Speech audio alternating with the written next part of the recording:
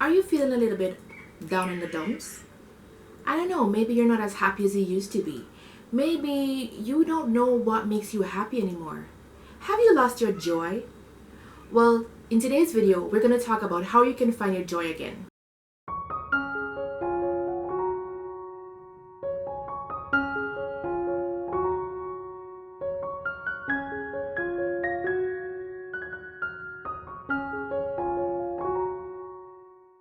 Hi, my name is Aminata Coote, and today we're talking about how you can find your joy when things get hard.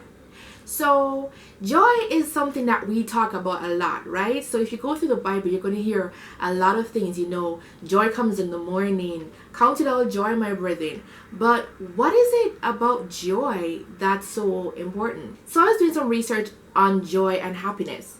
And as far as I could tell, based on the experiences in the Bible, the main difference between joy and happiness is that joy is a choice. You see, when you're happy, you're actually just responding to some form of stimuli. So, you had a good day, you had something great happen to you, and that makes you happy. You're responsive to it, you're responding to it.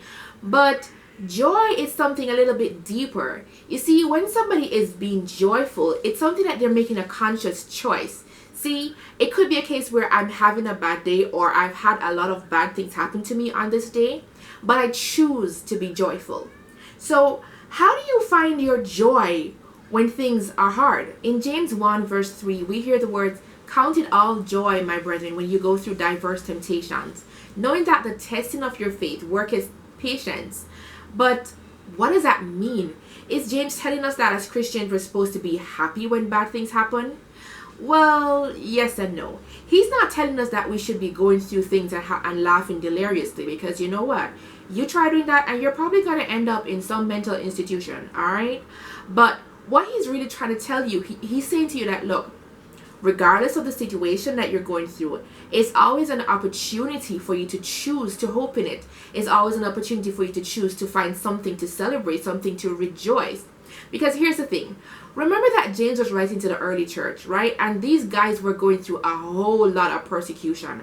I mean, people were being beheaded. They were being, tied to stakes. They were being hung upside down. They were being run out of their homes, separated from their families and friends. And things were really hard.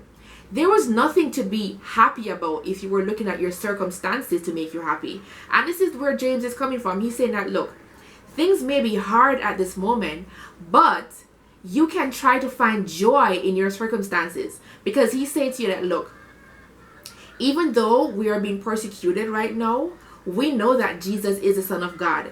Even though that we're being hunted like dogs, we know that Jesus was crucified and that he rose from the dead after 3 days. Even though somebody is actively hunting you down right now to take your life from you, you know that if you lose your life in this life, you have the hope of the resurrection, and you hope of getting that reward when Jesus returns and says, "Well done, my good and faithful servant." So what James is telling the early church, what James is telling us, is that, look guys, your circumstances may be less than ideal. I get it, life is hard. But even though life is hard, you need to actually take the time. You need to actually make the effort and try and find something to give God thanks for. In fact, Paul says it like this. Paul says, our light affliction is but for a little while. What he was saying is that your problems are really hard right now, but compared to what Christ went through, it's not that bad. Even if we go through what Christ went through, there is an end in sight. Because you know what? Jesus himself said it. He says, look, don't fear the person who comes and he's able to kill your body. Fear the person who is able to kill your mind and soul. Fear that person. Fear the person who is able to condemn you to eternal damnation. That's the person that you should be fearful of. So today you may not be feeling happy. You may not be feeling as if your circumstances are the best. In fact, your circumstances may not be anything like what you thought or hoped they would be. But there is still a way that you can actually choose joy. I'm not just going to tell you to choose joy and leave it right there. No.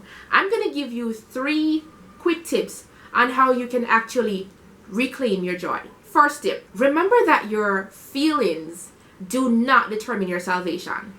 Here's the thing, guys. I know you may feel as though you're that you have nothing to be thankful for. You may feel as though life is not worth living. You may feel as though everything is hopeless and all hope is lost. You may feel as though life is just this long drudgery and you don't know why you're here. But let me remind you that regardless of how you feel, God is still in the business of saving souls. You see, if we were to depend on how we felt in order for us to be saved, nobody would be saved. Or the person who think they're saved, they actually would not be saved. But we are saved through the blood of Jesus. And if you want to learn a little bit more about how we can be saved, I'm going to link that video in the cards above. Here's the thing, guys. It does not matter how you're feeling at this moment. You need to remember that you are saved through the blood of Jesus Christ. And guys, that is something that you can find joy in.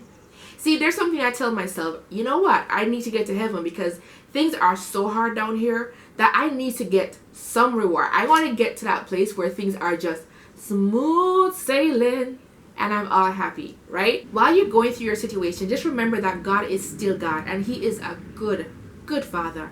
And He loves you. You know what? He loves you, and that's why He pursues you and tries to save you. Tip number 2. Whatever your circumstances are, it is but for a short time. Okay, so it might last years in actual time, but it will not be forever. Can you imagine how much worse it would be if we were like immortal and the problems that we had just kept on going and going and going and going and going for like hundreds of years? Can you imagine how horrible that is? Well, today I want to remind you that your life is not going to go on forever in this state. All right, you have hope, because guess what? If you choose Christ, then when this life ends, you still have Him, and He promises to give you a reward if you are faithful. So, and He says what? Crowns of glory and a mansion in heaven. Oh my gosh, that is so awesome, right? Tip number 3. Running the race requires endurance. Okay, guys, in case you've forgotten, this is about Hebrews 12 endurance. Alright, so we are running the race set before us. We are keeping our eyes on the Master. We are looking to Jesus. We are not looking at the world. Alright, fine. Let's be honest. Sometimes our eyes slip. But we have to remember that we have to keep refocusing on Christ. We have to keep looking at Him, because guess what? Even in this world, it's about endurance. Because you know what? Even in this world, in secular things, you are not going to get what you want in most of the cases unless you actually persevere and endure. So guess what? Finding your joy is like that. You know what? You gotta endure through your trials. You gotta endure to find your joy. You have to press through those trials. You have to push through the mark. You have to keep moving. So the other night, my husband was watching Shawshank Redemption, and there was a scene where this old man, he spent like most of his life in prison, and when he got out into the world, he was really old. I mean, when he went into prison, there were like a couple of automobiles, and when he came out, they were like everywhere. And in the course of the movie, that gentleman, he made a decision. He said, you know what, I'm either going to rob a bank and go back go back home, or I'm gonna do something else, because I can't survive out here. But then he realized that, you know what, I'm too old to be committing a crime. So he did what in his mind was the next thing, and he committed suicide, because he said that, you know what, I can't do this thing. I can't endure. I can't persevere through.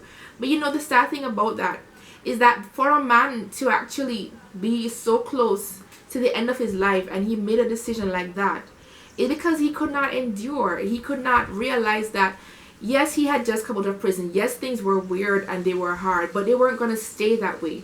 All he needed to do was to just hold on a little bit longer, because eventually he'd have gotten used to life on the outside. Eventually, he'd have been able to figure out what he needed to do. All he needed to do was to persevere. And guys, I'm telling you the same thing today. I don't know what you're going through. I don't know how hard your life is right now. But I'm here to encourage you. I'm here to remind you that all you have to do is persevere through it. Because here's the thing. We have a God who has not left us alone. He has never left us. He's always with us. He says, I will never leave you. I'll be with you always, even to the end of the age. God is with you. Whatever struggles you're going, you can't see Him. You can't feel Him. But He is right there with you. So I'm just encouraging you guys, hold on. Hold on to Jesus. Hold on to His unchanging hands. Hold on. Keep your eyes fixed on the mark. Keep your eyes fixed on Christ. Keep your eyes on the race and persevere. So I hope these quick tips helped you to start the process of reclaiming your joy. If you need more tips, I have a blog post, so I'm going to put the link below in my description box. So now it's your turn. How do you find your joy again when life is hard? Share them with me in the comments below. If you like this video, please subscribe to the channel and hit the bell so that you know when I post new stuff. And while you're at it, give it a thumbs up and share it with your friends. Until next time, this is Ami, and I'm encouraging you to know God, know yourself, run your race. Bye!